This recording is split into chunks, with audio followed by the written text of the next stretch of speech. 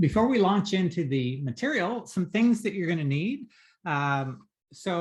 I sent in the email to remind you, you'll need your core values concept page. That will be something you'll be referencing. The 3 different worksheets that we've used over the last 3 sessions. So the aims one and the strengths one and the values one. So you'll need those as well, and we'll be referencing those. The other thing you're going to need is a file that has a wide range of images on it. And I unfortunately forgot to send that to you with the email on Friday or Monday morning, I guess it was. So I am sending that to you right this second. So hopefully you'll get that in the next few seconds. And that file, you obviously don't need to print it or anything, but you do want to have it open, and we'll be using it later on in this particular session. So today's session is going to be different. It's going to be different in 3 different ways, I would say. Number one, as you already perhaps have realized, there are 3 facilitators today. So Elizabeth is sitting just to my left, and I will be having her introduce herself to you, and we'll explain then why she's here.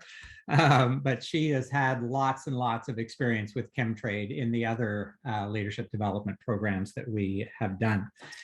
Second way it's going to be different is I'm going to be in and out of the camera. I have back troubles and they have flared, and so sitting this whole time is going to be difficult. So if I'm not actively facilitating, I'm just going to go step off camera. Now, I am in hearing range, so be careful what you say about me. Just because I'm not on camera doesn't mean I can't hear you. And when necessary, I will come back in. The other way this session is different is what we're actually going to be doing today. When we talk to people about this program, this leadership development program, and try to summarize what is the essence of this program, often the way that we formulate that is that essentially, in a world of ever increasing complexity and never ending flux, to be successful in this world, leaders need to think different. They need to be different. And they need to do different than they have in the past. And so today really is about helping you think differently, be differently, and do differently in a way that sets you up for the next couple of months. As you know, we won't be having another session together until down the road a little bit in mid-May, and we'll be changing the format at that point somewhat, not hugely, but somewhat. That section is sort of the second big segment of our program. There's sort of 4 large segments, and that will be the second one. And that's where Elizabeth is going to come into the picture on a regular basis. And quite sadly, we will be bidding Melinda adieu because of other... Adieu? She's pulling back. Still pulling back, but... Yeah. Yes, still involved in. I'm listening with interest to how they're thinking where I'm going or not going. Yeah, no. Adieu sounds like, very final, especially Stefan. How we use adieu is, not the same as au revoir. So, yeah. At any rate, you're stuck with me for the whole thing. So let me, however, turn it over to you, Elizabeth, and just chat a bit about your background. And... Sure. So I am one of the co-authors or co-developers along with Melinda and Scott of this program. And it's a program that's near and dear to all our hearts. We've delivered it a number of times. And inevitably, it's a joint learning process. As corny as that may sound, is actually quite true. And so it's really a privilege to hear and learn from you as much as I'm doing the teaching. So I'm really happy to be back here, and also happy to be back with Chemtrade. As Scott mentioned, I've done a lot of work with Chemtrade over the last few years. And one of the things that I really appreciate about the organization is its focus on developing leaders. And that's always an aspirational goal that we think is really worthwhile is the amount of focus and support that an organization puts on leadership, because of the awareness of the kind of impact you have and the folks that you report to have on you. So I'm really delighted to be back with Chemtrade, and really delighted to be learning with you in this particular program, which is one that matters a great deal. The other thing you might notice, this probably you can figure out is not our corporate office. This is just our home office, which means Elizabeth and I are also married. So you may see us looking at each other or talking to each other in a way that spouses do that I would never do with Melinda. So if you see that happening, that's actually what's... No, Melinda's usually the mediator. Yeah, that's right. Melinda's played that role many times in developing this program. So what are we going to do today? Well, today we call the integration day in this whole launch process that we've been engaged in since September. And when you think of the word integration, the simple meaning is pieces coming together to form a whole. However, when we think about integration, I think a better way than to think of it as a jigsaw puzzle where all the pieces come together is rather to think of integration more like the ingredients in a banana cake recipe that you mix together and then pop in the oven for a period of time to end up with something new called a cake.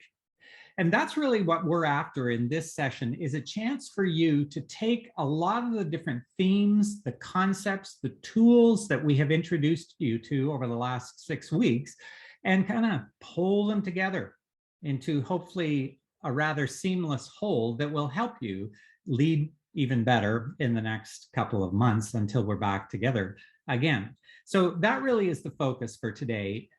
We want you to integrate the material in your minds. And so a lot of the activities and things that we'll be doing today, there's not much, if there's very, very little new content.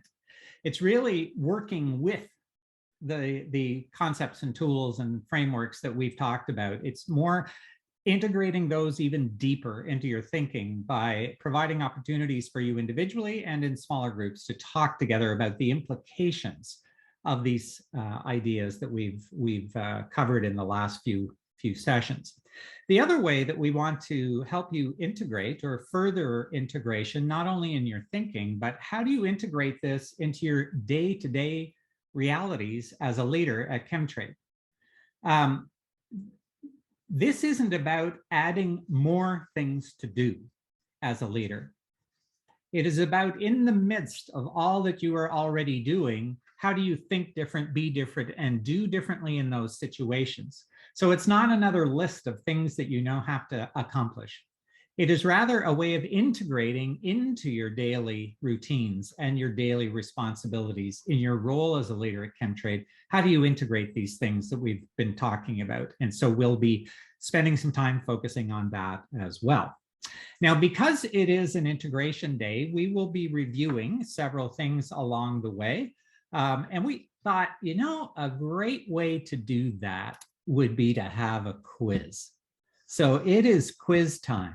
Now, as soon as we say that, I suspect that some of you are having this kind of reaction to that. What you will need now and throughout the workshop is a blank piece of paper. We'll be showing you quiz questions throughout this whole session. And based on how you answer, you can win points. And whoever does end up as the winner, or if we have a tie, winners, there is a very, very, very special prize that you will get at the end of the workshop. So you'll want to do your best on that. So we're going to kick it off with the first quiz question. So on a blank piece of paper. Honor system too, right? Oh, yes. The other thing we need you to do is not look at any of your concept pages or your worksheets. This will be on the honor system. So we have no way of telling really, but we trust you all. So without looking at your materials that you've got, here's question 1. The infinity loop represents the flow of what and what? So here are your options. Does it represent the flow of social and structural elements in the system? Does it represent the flow of complexity and flux in the world? Does it represent the flow of information and energy? Or do you have no idea what it represents? So I'll give you about 15 seconds here to make your choice and just write that down on a piece of paper.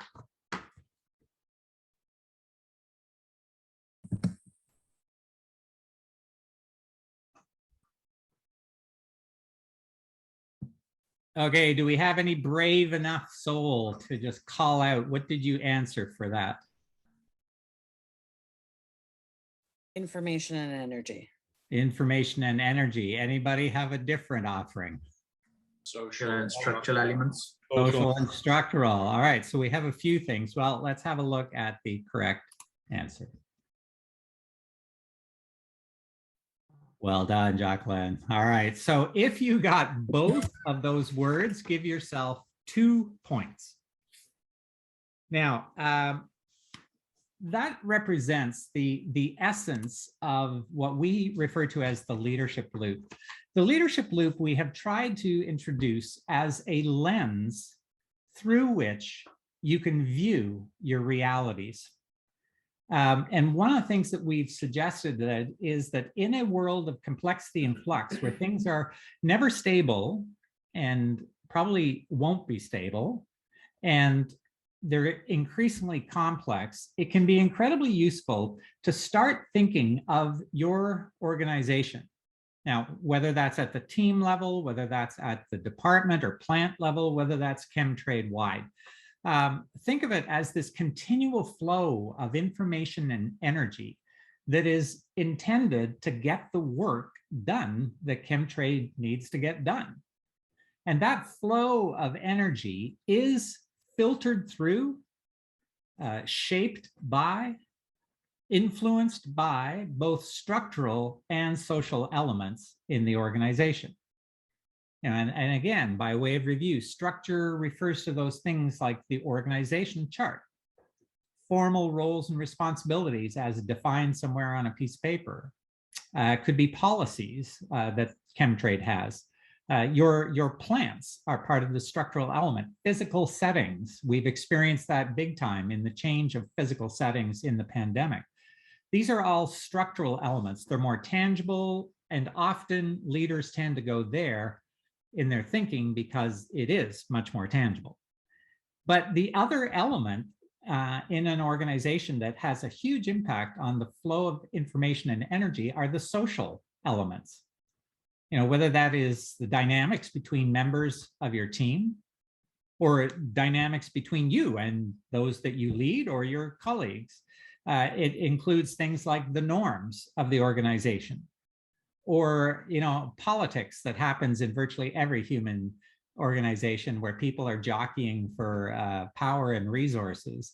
All of these and many other things that involve how we interact, the way that we communicate with each other. All of these are social elements, and the structure and the social elements, structural and social, are either helping that flow of information and energy be what it needs to be in order to get the work done, or having some kind of unhelpful impact in how that information and energy is flowing.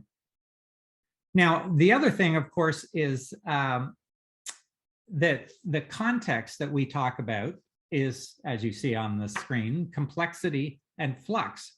And we've put a big emphasis in the last number of sessions on complexity as a key element, how we think different in today's world. So here's quiz question number 2. In our discussion of complexity in session number 2, we just defined 3 different types of systems that you encounter continuously in your role and in life. So I'll give you 20 seconds to write down what are the 3 types of systems that we discussed.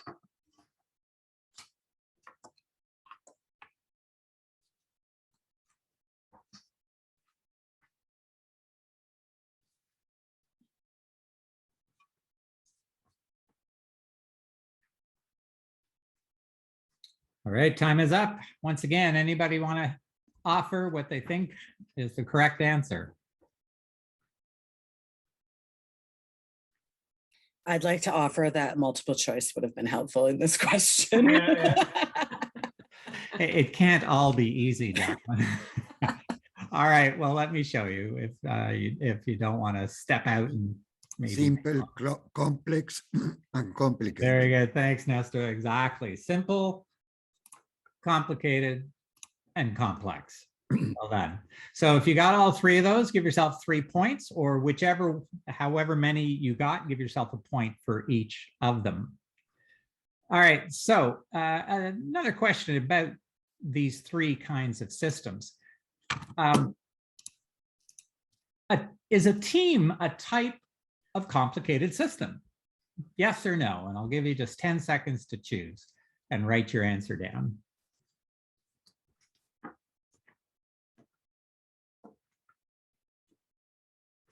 Okay, yes or no? My opinion, yes. All right, we have a yes. Anybody Agree, want to vote yes. no? I would say no. All right, well, I feel like I'm on like Family Feud or something like that, but the correct answer is no, it is not. Even though we often use the words complicated and complex kind of as synonyms, but really we're distinguishing between them. And one of the points that we really hope that you will take and just constantly think about is that any set of human relationships is a complex system, because you have mutually semi-independent individuals who are influencing each other. Things ultimately are unpredictable, even though there may be regular patterns, et cetera, et cetera. So one more question then. In the loop, you as the leader, which we define on the loop as the self, sit at the nexus, being impacted by this flow of information and energy, even as you are seeking to have a positive impact on it, being influenced and impacted by the structural elements in which you're working and the social elements in which you are leading, seeking to influence those as well. And so a big emphasis in our program has been on the self and developing that self. So let's do another quiz question. Now, this is a bonus, like there's a lot of points for this question simply because we've only used this phrase a few times, and we want to see if you remember it or if it, hit and got embedded. Who you are is, and then 3 words following that. I'll give you 30 seconds to think about what was that phrase they used on a few occasions. I think it may have been on one slide that we used, if I remember right.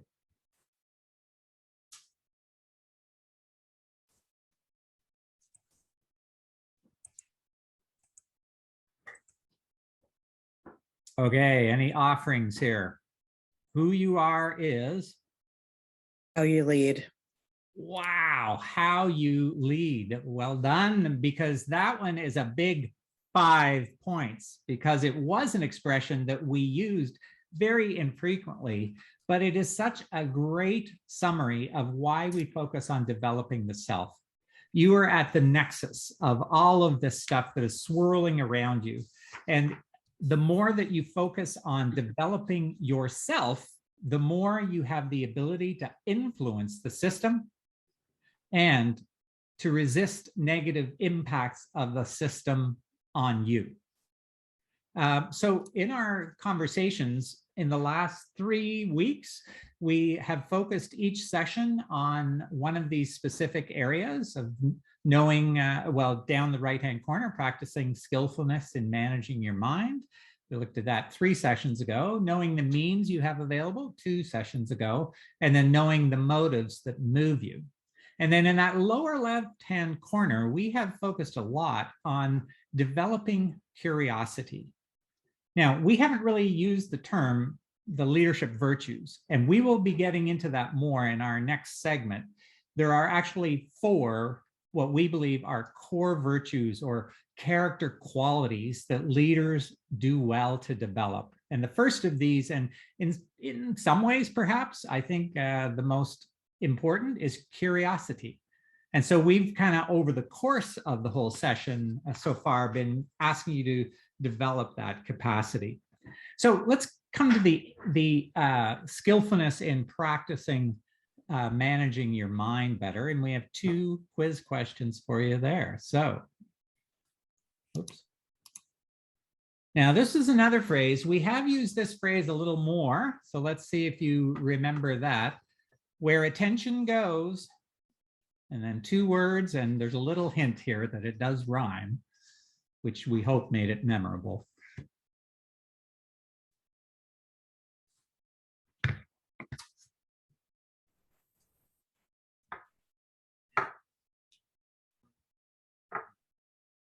Okay, where attention goes, energy flows. woohoo! Energy flows, indeed. And what we introduced you to in our sessions, or the 3rd session, and 3 sessions ago, was a framework called AIMS as a tool for better focusing your attention on what's important in your role and in your life. So what does that acronym stand for? And I'll give you about 30 seconds to write down the 4 words. What does that stand for? AIMS.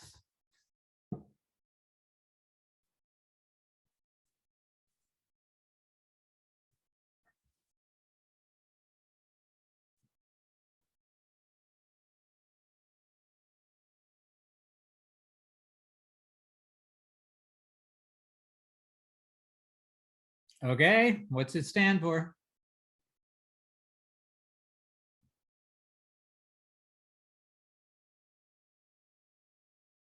Attention, intention, mindset, and state. All right, exactly right. And that has been the framework that we introduced you to as a way of better managing your attention. And with that, I'm going to throw it over to Melinda. So I'm going to pull up for us on the screen a slide that captures the essence of the AIMS tool.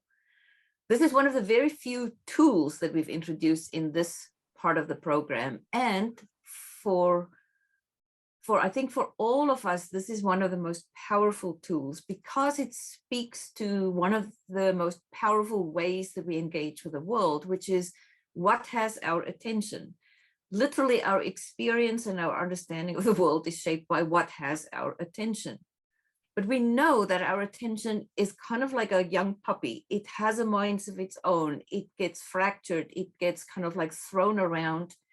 It gets pulled aside by biases. We looked at the impact, for example, of the negativity bias on what has our attention. And so one of the things that as leaders, and I would say as human beings, we continuously work on if we want to be as developed as we can be, as impactful and effective as we can be in whatever we choose to take on, is how to manage our attention. And this is an attention management tool. It is a tool that helps us kind of guide and direct our attention and then provide some supports for holding it a little bit more stable so that it doesn't kind of like run away so easily. And it's those 3 elements in the lower part of the model that provides us with some structures, some stabilizers, if you want to, for our attention. And I'm going to ask you to just take a few minutes and actually review this tool by applying this tool to the next 2 hours. We've kind of like half an hour into the session. So I'm going to ask you to just construct an AIMS for yourselves for the next 2 hours. As you know, and as we've talked about it, you can use this tool for micro things like for a particular meeting or particular interaction, or you can use it in a much larger scale for my week ahead or this big project that I'm stepping in. For now, just let us remind ourselves of what this AIMS tool is by using it in a very local sense. And I'm going to start with state. You've all kind of come into this session with a whole lot of stuff going on. So we all are always in a particular state. We all have a certain emotional tone, either positive or negative, and there's lots of nuance in that. We have a certain energy state. We're kind of like up or lower. We can even talk about we feel more closed or more open.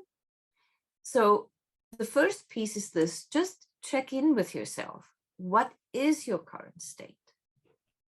And I always feel it's like almost like pulling your attention just into yourself and into your body, and just asking, what is my state? And then ask yourself, and how well does my state serve me, given what I'm here for right now?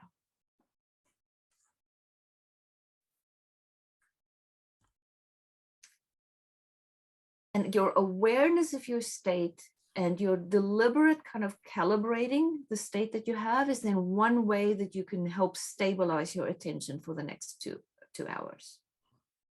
I'm going to jump right to the left to another entry point that people often find very helpful to start with, which is clarifying your intention. Intention being, what is your purpose for these 2 hours?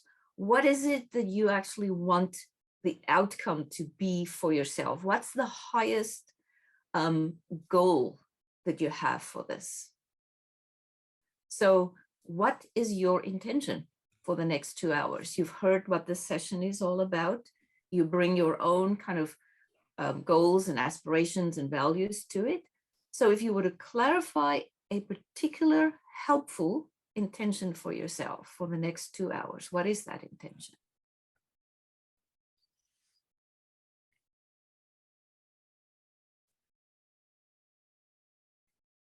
And then the third stabilizer at the bottom there is choose your mindset. Mindset being the lens through which you really approach everything. It's kind of like, in a sense, like a view on the world that you bring to this, a predisposition to see things a certain way. We always say, what is the most positive and possibility-oriented mindset that you have? So if your mindset is, well, reviewing stuff is really what on earth is that about? That's not a very helpful mindset. If your mindset is having an opportunity to really deeply reflect on what I'm learning is the most helpful thing for me right now. So that's a different mindset. So what is a mindset that will help you guide and direct and stabilize your attention for the rest of this session?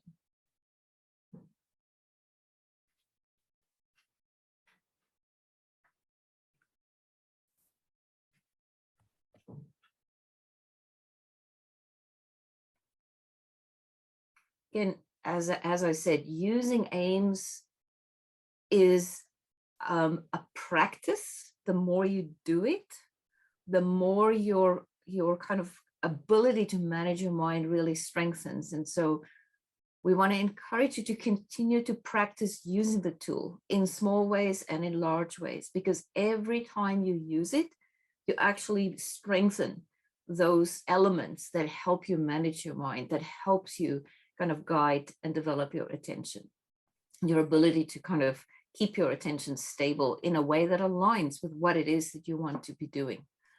From a leadership perspective, I really also know that this is true from a life perspective. So attention and managing our mind was one of the fundamental things that we worked with. Scott also mentioned the idea of the leadership virtues. And one of the very first things that we put on the table was curiosity. We talked about curiosity as a capacity that we all have, but a capacity that we can grow and cultivate inside of ourselves. And curiosity is kind of like that habit of thinking and feeling and doing that connects us to our world, because curiosity is what kind of has us kind of like reach out. What we said right from the beginning is we see curiosity as an absolute and indispensable part of a leadership capability when you are leading in the context of complexity and flux. Because one of the things that is true when you are in a world of complexity and flux is things are constantly changing. what was true yesterday is not quite true today, and what was true this morning is not quite true this afternoon. And so how can we stay connected to this ever-shifting world? Well, curiosity is that habit of reaching out and seeing what is going on that allows us to do that. So curiosity, a really vital part of our leadership capability. We've worked with the idea that curiosity is a really complex, multifaceted capacity. It is fundamentally that drive that we have to know and to learn more. So there's a motivational, a drive aspect to it. But it involves a whole number of different pieces. It involves being inquisitive, which is that sense of, oh, wanting to know, which of course means that you have to admit, well, I don't know everything. So then you're inquisitive. So like, what more is there to know?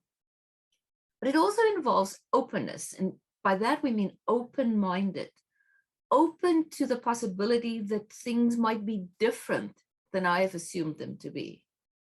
It's almost like asking, what don't I know? Where might I be seeing things in a way that's not quite true? What might I be missing? How might it look from a different perspective? So that idea of open-minded space for new information and new ideas to come in and reconfigure what is in your mind. And then the third piece is the adaptable piece, which is it's not just gaining new insight and new understanding, but actually also be willing then to try things out, to change the way you see things, to change the way you do things. So curiosity ultimately is, as that last sentence on this slide says, it's about exploring your world and actively engaging with what you discover. So throughout the launch, starting quite literally in our very first session, we've always pulled curiosity forward. When we've given you an assignment or a homework practice or an observation, it was always based on the idea of be curious, be open, be adaptable. So curiosity was in a way a thread that we've kind of like woven right through everything that we've been doing. It will continue to be one of the cornerstones of your development work in the rest of the program. So we want to give you an opportunity to just pause and reflect on the state of the union, the state of the nation, the state of curiosity in you at this stage. So here's the reflective question, the one at the top of the slide. When you think about yourself, how has your curiosity evolved over the last few months? How does curiosity look and feel like for you now, 6 months later, as part of your leadership capability? And we're going to ask you to reflect on this in two different ways. The first part is to use your imagination driven by your curiosity to select an image from that file that Scott talked about earlier that captures something of the spirit of what curiosity means for you as a leader now. So the idea is that you find an image, not necessarily analyze the image, but one that kind of like speaks to you, that in a way tells the story for you of what curiosity means. And as you find your image, just make a note of the number of your image, because then it's easy to share with other people what your image is. I'm going to give you about another 30 seconds until everybody has an image.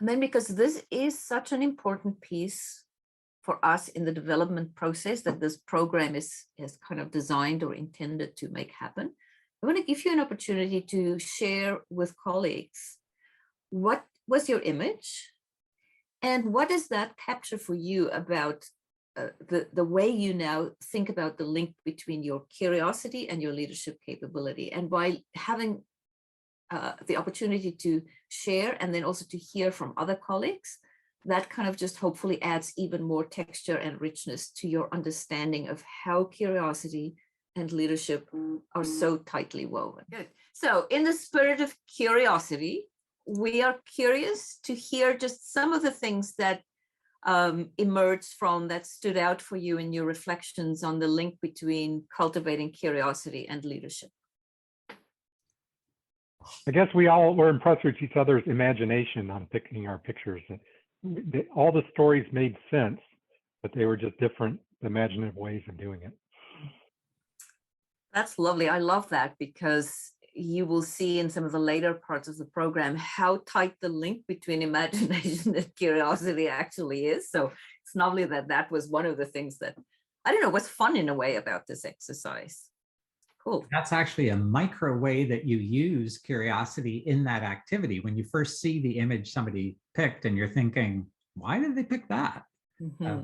That's that little hit of curiosity. Mm-hmm. Other thoughts? That we were fairly consistent in picking like data acquisition kind of images, so that it was a boring engineering kind of I don't know, I coach lots of engineers. I don't find them boring. They have interesting ways of looking at the world and making sense of it, so it's interesting when you see the theme. Yeah. We tend to think differently, that's for sure. Yes, which is good. We need all kinds of thinking to make the world go round.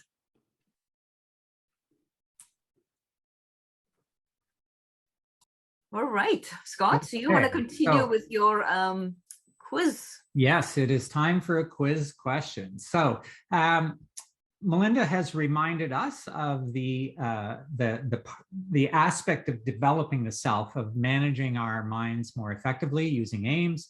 We've seen one of the leadership virtues that we'll be exploring the others as we continue in the program, and had a chance to develop and talk about how your curiosity is growing and how you're using it.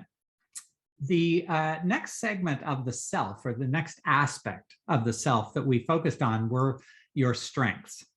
So let's go to the quiz and get your paper out. And here is the question.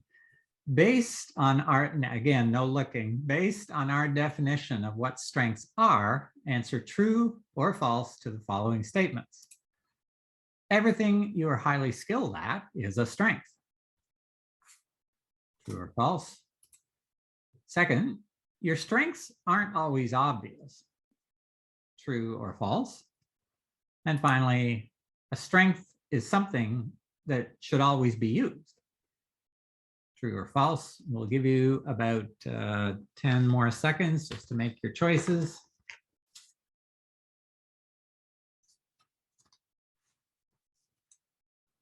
Okay, so number one, would you say everything you're highly skilled at is a strength? Is that true or false? False. That is false. Correct. Your strengths aren't always obvious. True or false? True. True. And finally, a strength is something that you should always be used. False. False, indeed. So give yourself a score of either 0, 1, 2, or 3, depending on the number you got correct. And I'll go off screen and flip to Elizabeth. Alrighty. So we're taking a look again at some of the means that you have as leaders that you bring to the world of complexity and flux. And so the work that you've done so far is identifying core strengths. And so as some or most of you or all of you correctly identified, not everything that you're highly skilled at is a strength. You can be really good at something, but it may not be something that you enjoy. And when we think about a core strength, it's something that we're good at, either a way of doing or being or thinking that has a positive impact and that we also enjoy. That is the characteristic of a core strength. And these core strengths are portable.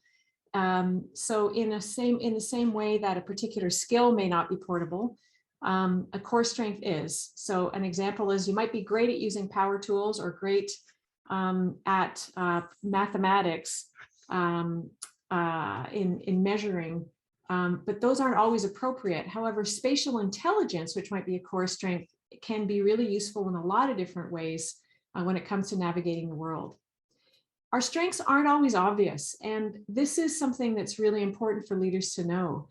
In fact, it's actually both moving and surprising and sometimes a little distressing how often we come across people who say, wow, I never realized that was a strength, or no one's ever given me that feedback before. Quite often, because we're doing something that feels joyous when we do it and it feels good when we do it, we're not actually aware that it's a strength because it feels like it's just the water that we swim in.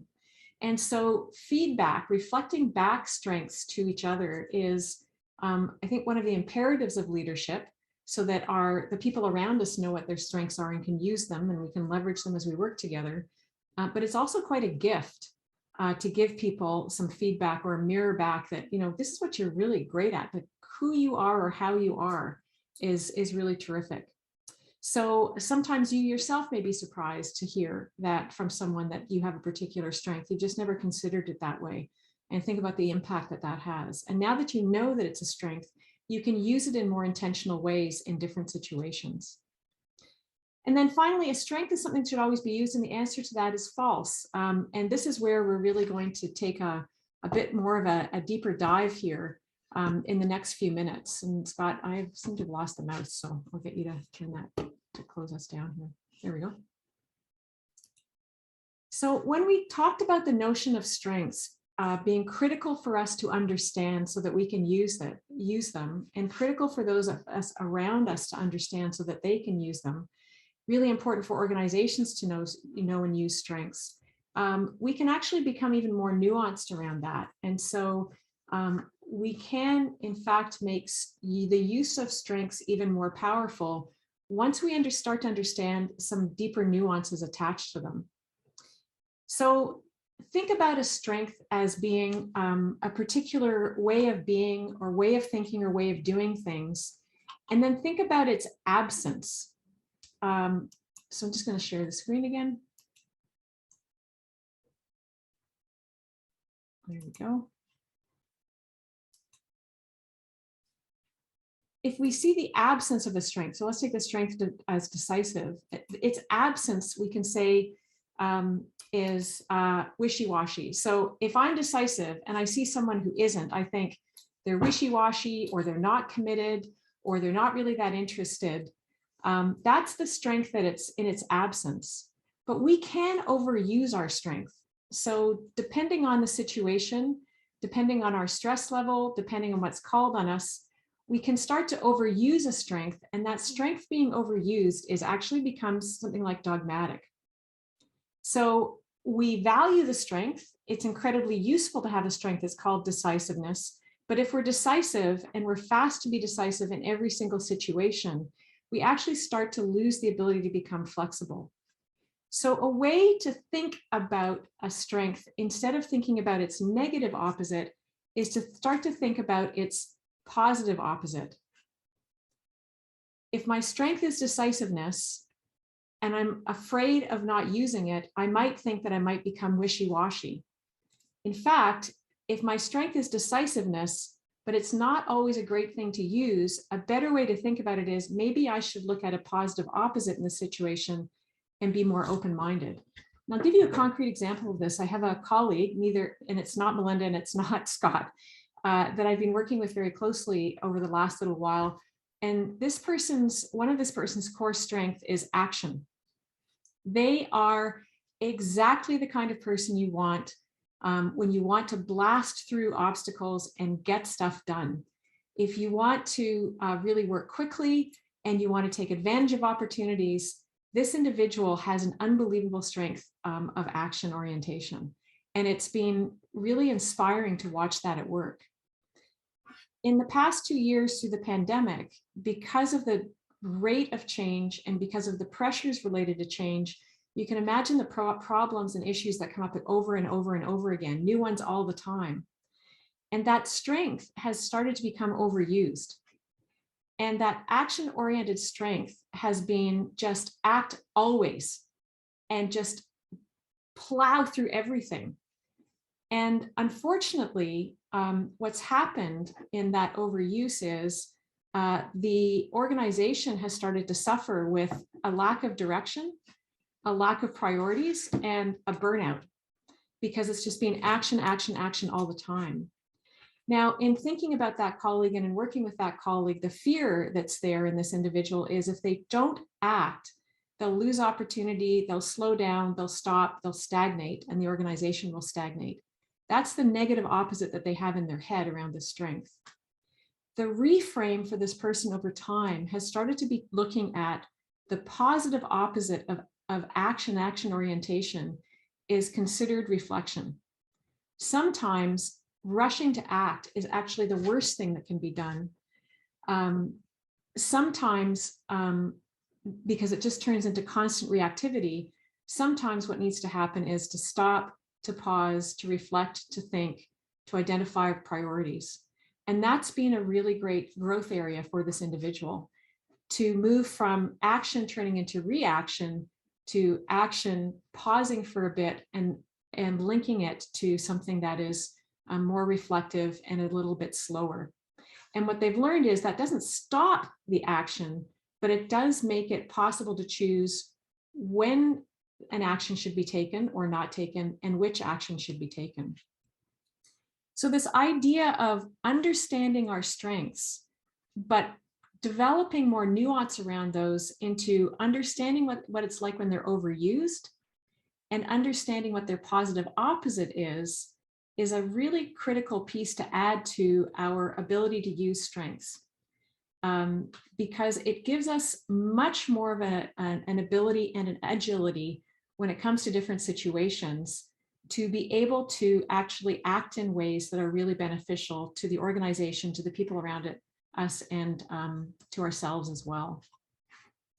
So what we're going to do in a minute, so I'm going to just pause here for a second and see, are there any questions or thoughts with regards to when we think about a strength and then its positive opposite? Anything that feels a little bit unclear, or any comment or something that springs to mind?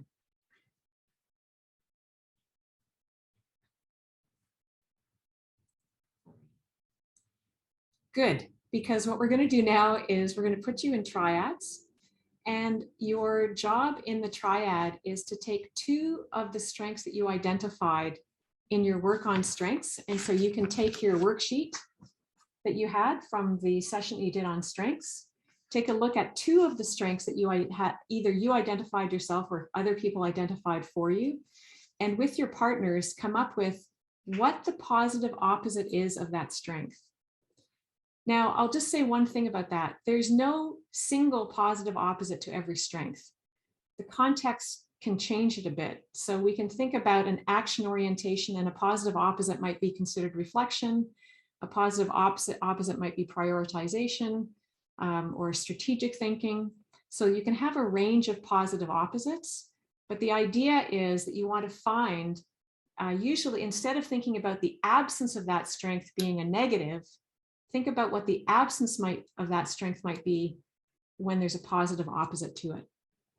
Have I explained that in a way that makes sense? Everybody okay with that? Excellent. So we're going to give you 10 minutes because you're in groups of threes. So each of you you'll be looking at the positive opposites of at least two of your strengths.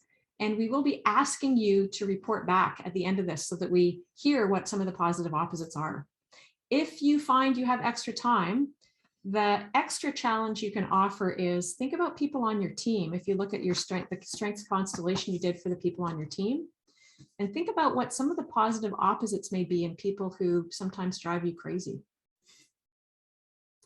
Alrighty, so Scott, off you go, and you'll get 10 minutes, and we'll see you back here in 10 minutes time. Alrighty, okay, well, whether you use Google or not, give us some examples of a strength and some potential positive opposites of that strength.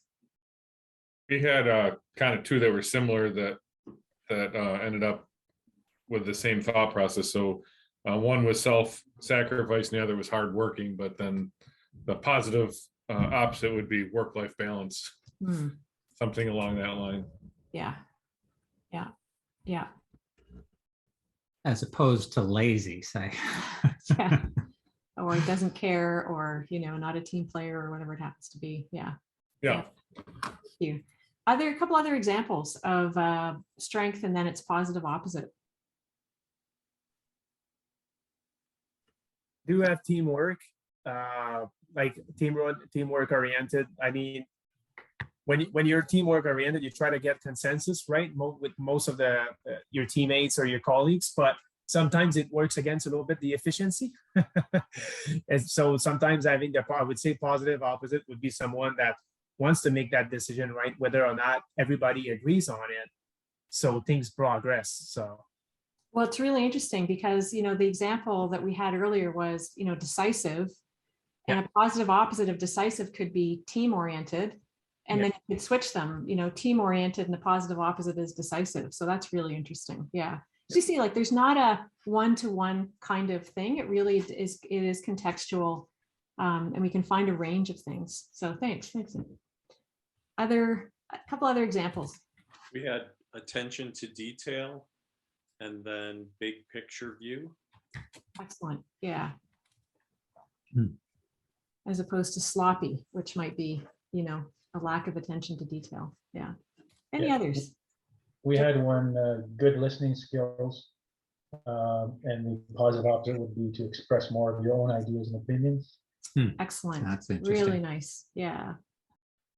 Yeah, that's great. Thank you. We had one strength for creative, and positive opposite was structured. So person doesn't believe in, the creative ideas, but it's still structured in a sense. Yeah, wonderful.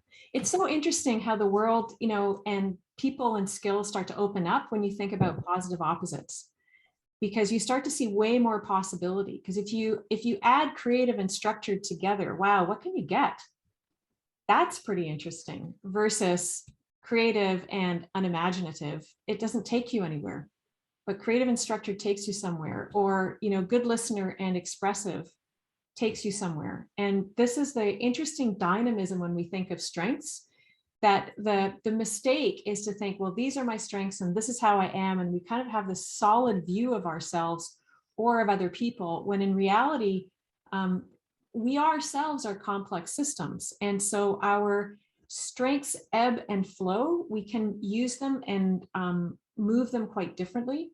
And the advantage of having the knowledge of positive opposites is, first of all, it's a prevention of overuse of our own strength.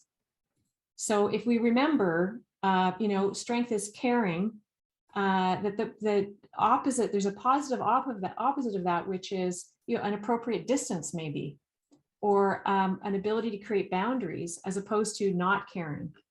That gives a really great place to go when you think of a strength. So it can prevent us from overusing it. It can also maybe indicate an area that we do actually need to develop and or find partnerships for. So, you can't, decisive is really great, but not every situation in the world calls for decisiveness or action. So there may be, if we think about a positive opposite, something that we need to invite into our lives and develop in our lives in order to be fully successful. So this knowledge of positive opposites keeps us from thinking that we are fixed and other people are fixed, and opens up the world to new partnerships, and also gives us more of a sense of our dynamic interplay of our strengths and where we can avoid overusing them. While you were out in your breakout room, we were discussing how much we love the deeper understanding of strengths in this way, because it is just so much more powerful for you as leaders. As promised, we're going to start Thanks, this Stefan. next segment with the quiz. So get your quiz page. What's with the crying face, Robert? No, laughing. Oh, it's laughing. Okay, Yeah. I thought it was As in, tears of pain or something. Okay, so here's the next question for you. Well, actually, just before we go there, we're going to focus in this next segment on knowing what motivates you, was what we called that when in that diagram about the self. But the thing that we focused on in particular as a motivator, which drives so much of our thinking and our emotions and our behavior, are core values. And so we began that section by making some distinctions between three things: values versus ethics versus norms.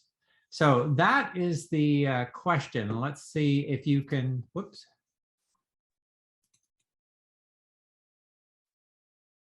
This is not cooperating. There we go. So match the correct item on the left with the one on the right. So you'll either end up with like B1 or B2 or B3 and do that for the three. I'll give you just 30 seconds max. Ooh, that's fast.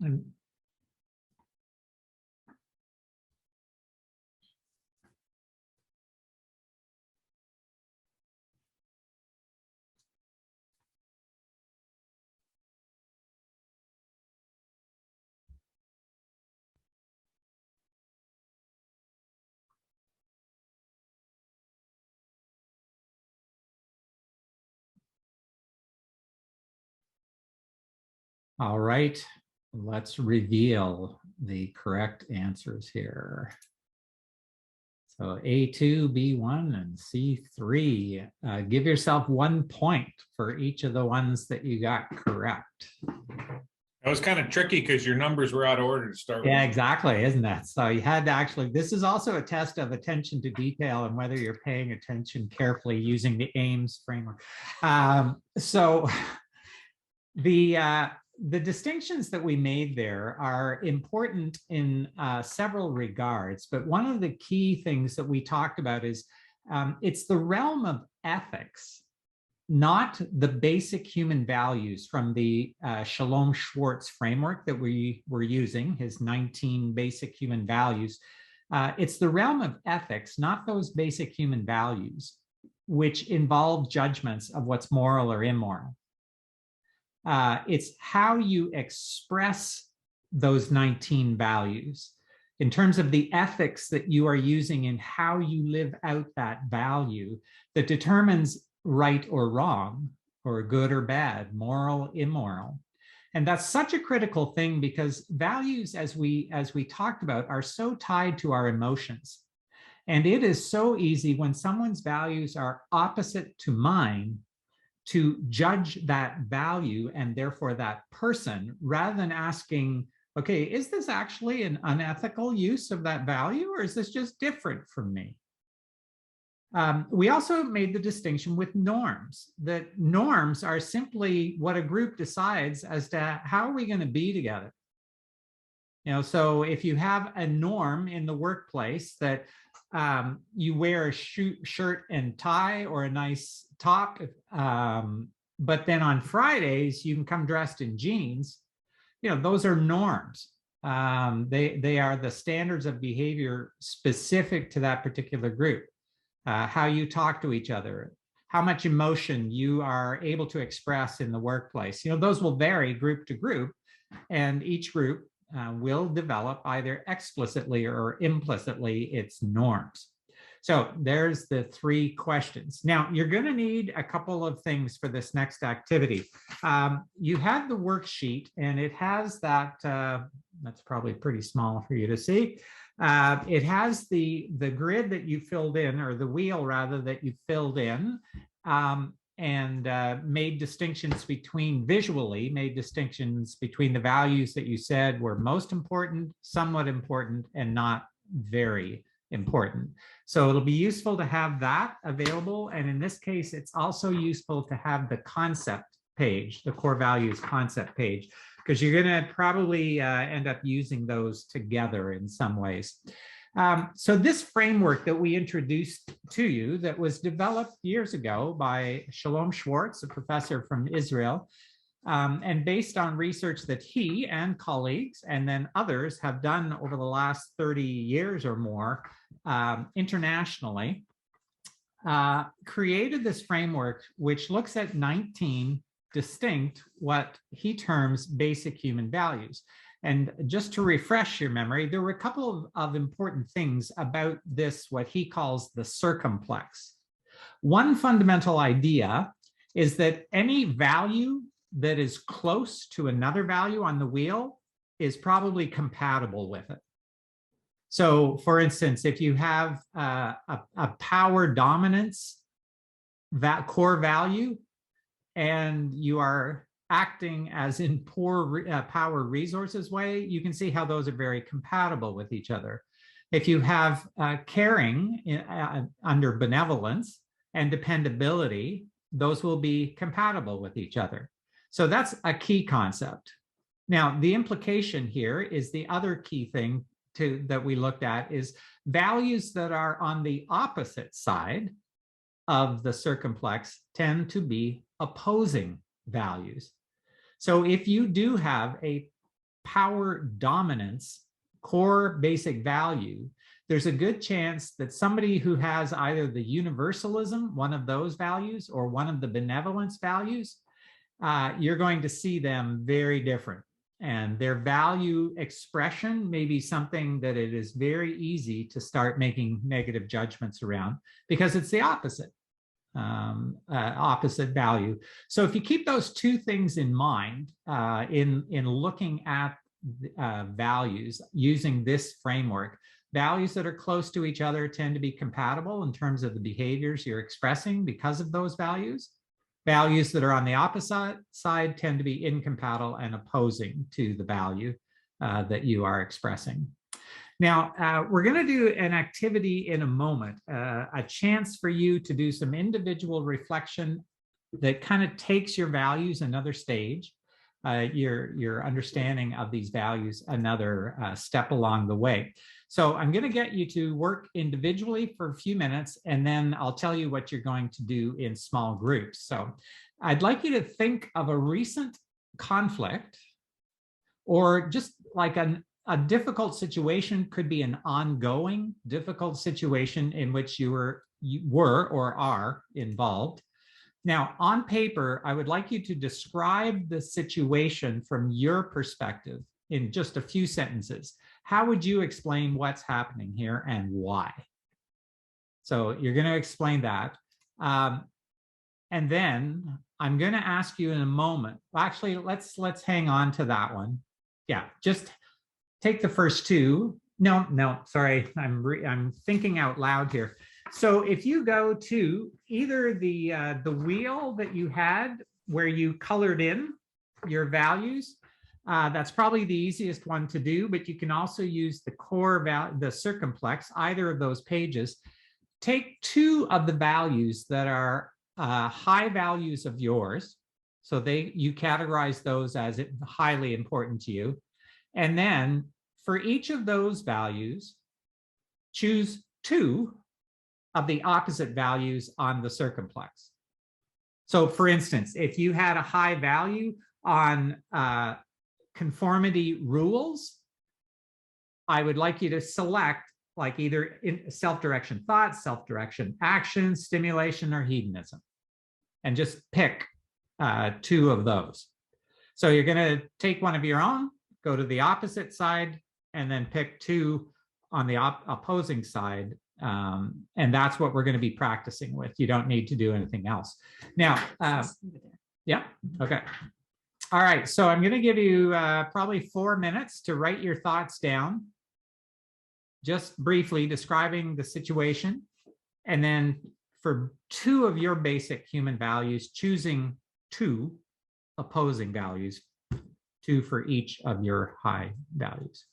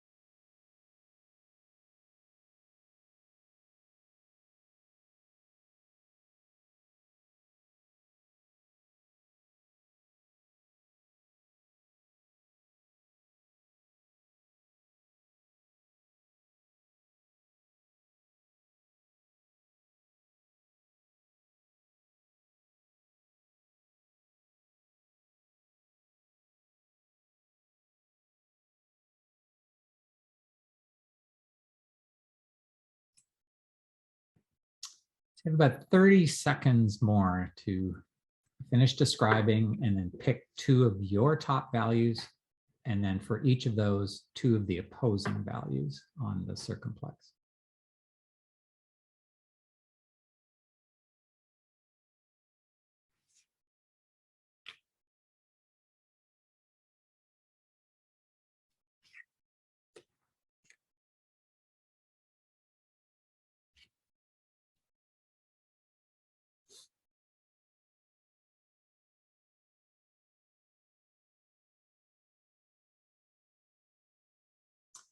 Okay, so here's what you're now going to do with what you have just, the work.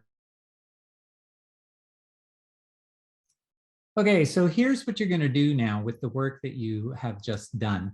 In a moment, I'm going to put you into trios, and each of you will take a turn doing this. You're going to describe the situation in just 2 or 3 minutes, so you don't go on to a long storytelling journey here. Just give them enough of the information about what is happening and your understanding of why that's happening. And then you're going to tell people which, take one of your high values, which are the 2 opposing values that you chose for that particular one. And then working together, you're going to express in a positive manner how someone with one of the opposite values you chose would describe the situation. And then repeat that with the second opposite value you chose. So if you're unclear what we're going to do, Elizabeth's got a great real world example here.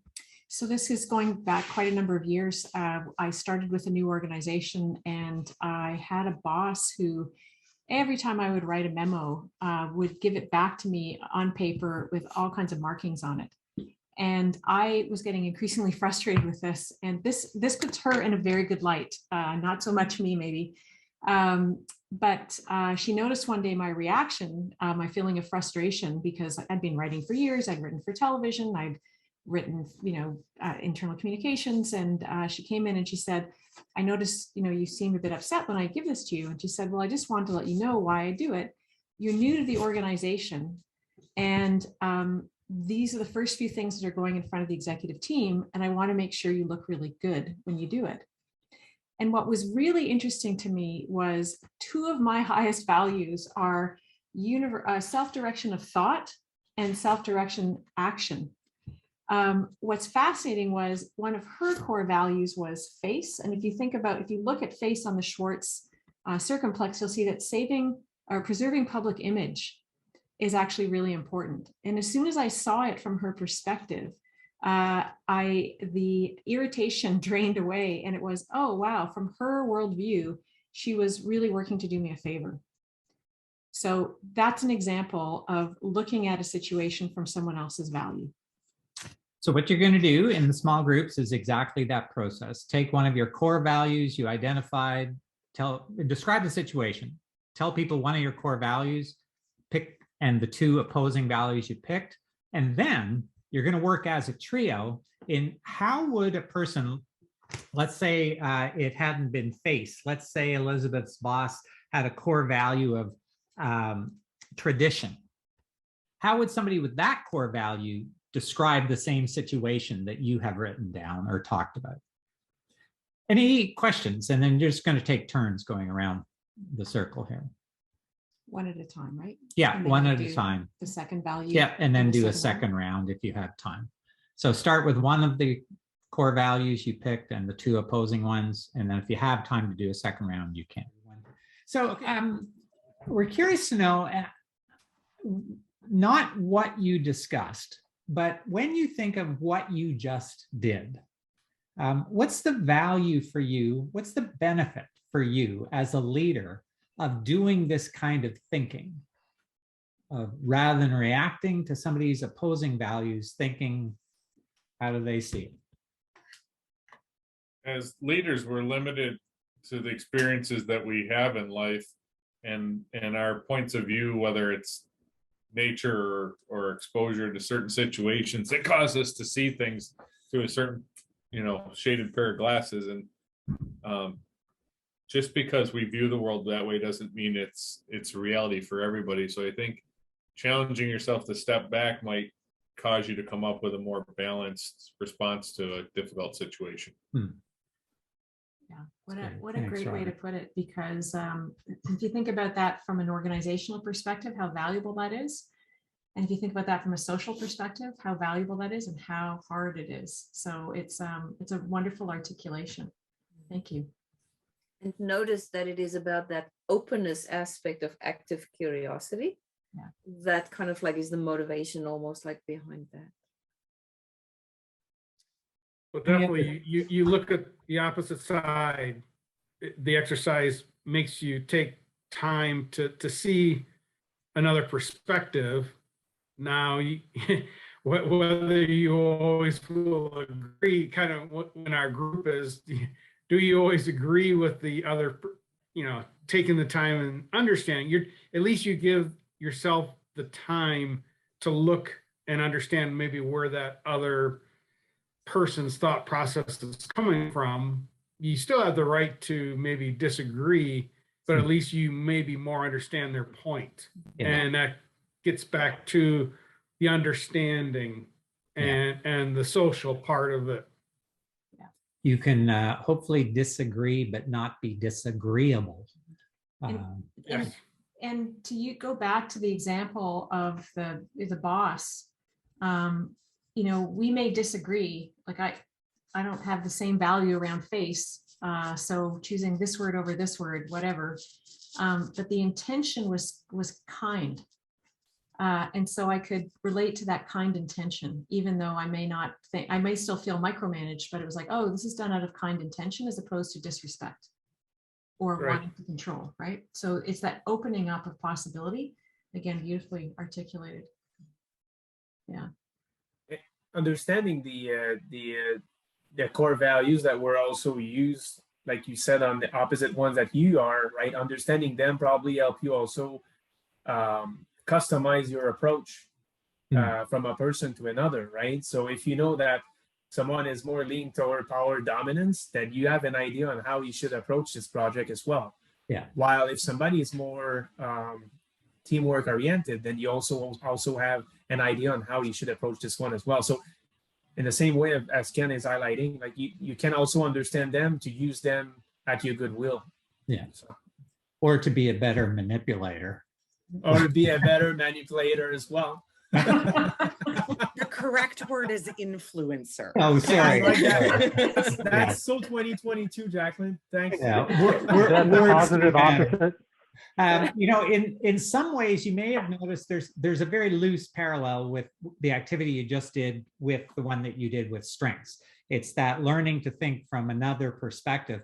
The difference, I think, a core difference is that values are so tightly bound to our emotions as well. And that's why I think conflicts that are rooted in opposing values are some of the most difficult to work through, because there is that in sort of instinctive response that easily leads to a judgment of the other person's values. And that's one of the areas of development, I think, that as humans, we would all benefit from working on and creating a better ability to see things from others' perspectives. Melinda, I'm going to flip over to you. Good. Well, thank you. And so this is actually the last time before your next session that you will hear from me. As you heard, Scott and Elizabeth will be doing the next session. So my delightful task is to invite you to imagine what it is of all the things that you've been learning, all the things that you've been playing with, all the ingredients, to go back to Scott's image of all the ingredients of the banana cake. Which of those do you want to actively and intentionally integrate into how you do leadership, how you practice leadership, especially over the next 2 months, because it is going to be 2 months before you kind of rejoin the group session learning. So I want to offer you a structure to help do that. It's a structure that you will recognize because it captures some of the concepts that we talked about right at the beginning. This is a leadership development program, and it is designed to help you acquire, integrate new ways of thinking, new ways of being, and new ways of doing. So the next few minutes, I want you to just really turn your attention right inside of you and think for yourself, what is it that you want to put down for yourself as anchors for your attention, as anchors for reminders for yourself about what you want to take forward and actively practice. That's a different form of integration. So when we think about how to think differently, it's what are some of the lenses and the frameworks that you want to actively look at the world and think in terms of complexity versus complicated, patterns of thinking that you want to take on board. How do you want to think? What will serve you best as a leader? By taking on board a particular way of thinking different. The B part is about the inner kind of state, the inner qualities, the inner capabilities. Is it about being more curious? Is it about being more open? Is it about being more appreciative of other people and where they're coming from? And then the doing part is, what is it that you actually want to do? What are some of the practices that you want to put into place? Is it about asking more questions? Is it about whatever the case might be for you? I don't want to put too many examples out because I really think it's important that you pull from everything and ask yourself, if I want to really practice leadership in the next 2 months, making the most of what I've learned here, where do I want to focus my attention in terms of how to think, how to be, and what to do? I'm going to give you some quiet personal reflection time, about 3 to 4 minutes. And then we're going to give you a chance to just say this out loud to a partner. So silence from us for the next 3 to 4 minutes while you think and be and do. However you captured the think, be, and do that you want to carry forward with you, that is in effect your own personalized attention structure that you've just created for yourself. And so one of the hardest things integrating something like this into practice is actually remembering to remember. And so I invite you to actually find a way of keeping this front of mind for you, have it sit somewhere, make an appointment with yourself once a week or every second week to just pull it forward, read through it, ask yourself, how am I doing with it? What do I want to fine tune or tweak about it? One of the very powerful things to kind of integrate something like that for us is also just to say it out loud. You've been in your own head, you've written it down. Something else happens when you actually share it with somebody. And so we're going to give you an opportunity with a colleague for each of you to just say out loud to each other, what is it that you really want to be putting attention on, directing your energy towards, to go back to our idea, where your attention goes, there your energy will flow. So just about 5 minutes with your partner, give everybody a chance to just speak out loud. What is it that you are planning to be putting your attention on? The last few minutes of our session today, I want to talk just a little bit about kind of where we're going, but we need to talk about where we've been today, because we have not yet figured out who won the quiz. So I want you to go back to your page, and if you haven't already, tally up what your score is. There's a potential of 25 points. So have a quick look at your score. And as I said, we have a very, very special prize for the winner or winners. Can you review the number of points per question? Like question 1 was how many points? Question one was 2 points. No competitiveness there, Robert. Question 1 was 2 points. Question 2, 3 points. Question 3, 1 point. Question 4 was a massive 5 points. Question 5 was 4 points. Question 6 was 4 points. Question 7, 3 points. And question 8, 3 points. Maximum of. Maximum of, yes. That is helpful. So I was tempted to say, okay, let's just have everybody put their actual score in the chat, but then I sort of thought maybe we don't actually want to do that. So what I'm going to do to figure out the winner or winners is I'm just going to start at 25 and start counting back. And when we hit your score, just either put your real thumb up or use the Zoom thumbs and let us know. So anybody get 25, 24, 23, 22, 20 or 21, 20, 19, 18, 17, 16, 15. Oh, no. Oh, There you go, there you You got go. a 16. That was 15. Ah, there you go. I was Well, correcting well, that was 15, so maybe somebody else. well, it 15. looks like you are the winner. So let's. Oh, Niklas as well. Oh, Did Nicola also get? Yeah, 15. I think there was a few people that popped. all right. So who do we have as winners? Stefan, And- Nicholas, Nicola, yeah. anybody else that I missed? Nestor Okay. also had a hand Well, up. Nestor. Hassan, you had your hand up too? At 15? No, I said Nestor. Nestor. All right. So we have 3 winners. Now, fortunately, the prize is one that you don't have to share with each other. You actually get it all yourself, the whole thing, even though there are 3 of you. And the prize that you get is a slide that I created just for the 3 of you.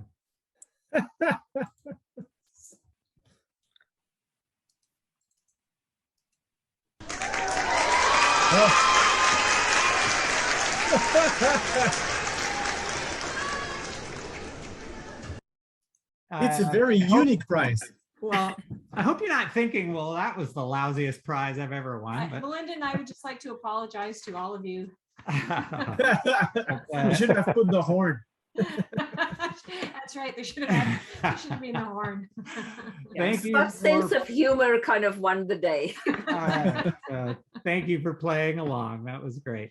Okay, so where are we going? So the as you probably have figured out by the calendar invitations that Roxanne sent out a few weeks ago, our next segment that we're going to be doing, we're going to continue doing it virtually with Zoom.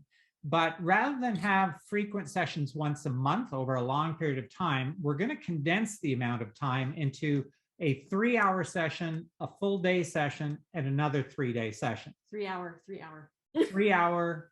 Full day. 3 hour, Right. yes. Sorry. So total time will be the same, but we're going to kind of condense it. So by the end of June, we will have finished this next segment of the program. We are hopeful that, who knows, whether in September when we resume, maybe we'll be able to do it in person. That would be so delightful if that's doable by then. But we know we live in a world of flux. So who knows where we will be at that point. Sorry, before we do want to say, knowing that it's a long period on Zoom, there will be lots of breaks and lots of interaction. And so we're keeping that in mind in the design of those 3-hour, 1-day, 3-hour sessions. And maybe even more quizzes with valuable prizes. So the emphasis in the next segment is not as much on the self and growing a deeper understanding of who you are and turning that into bigger, better you, sitting at the nexus of the loop. What we're going to be, we'll continue to focus on your self-development, but really the focus is now going to turn more on, so what do leaders actually need to do in this world of complexity and flux? If things have changed so much, well, what does that mean in terms of what leaders actually do? And that's actually going to comprise the rest of the program, really. Now, there's only one piece of homework that we're going to ask you to do in between now and when we get together. There's an article that we wrote a couple of years ago called "What's a Leader to Do?" And it's a good overview of the focus, not just for the next segment, but in fact, where we're going to go in the rest of the program. It will give you some sense of what we're going to be doing together. So I think that we will send out probably in 2 or 3 weeks. So you'll have lots of time. It's not a long article, but you'll have some time before our next session in May. So I mentioned earlier that Melinda is going to, what phrase am I supposed to use here? Actually, a little bit to pull back a little bit, move back a little bit. Move back a little bit, and Switch. Elizabeth will move forward a little bit. So Melinda, do you have any final thoughts you want to give for this part of the program? Well, I just want to say thank you for allowing me to hang out with you. It's been fun kind of watching you play with and interact with all this stuff. And I wish you really a fun time with the next session, which Scott and Elizabeth will lead. It is, for me personally, it's one of the ones that I really have a strong affinity to, but that's probably true for every part of the program. So have fun with that. And who knows, I may be rejoining you again in the fall, depending on how our schedules and stuff work out with other projects. All right. Any final questions or thoughts from any of you guys before we sign off for today? Oh, good. All right. No. All right. So we will bid you adieu for now. And we'll see you in 2 months. And until then, be well, lead well, and enjoy life. All right. Thank you.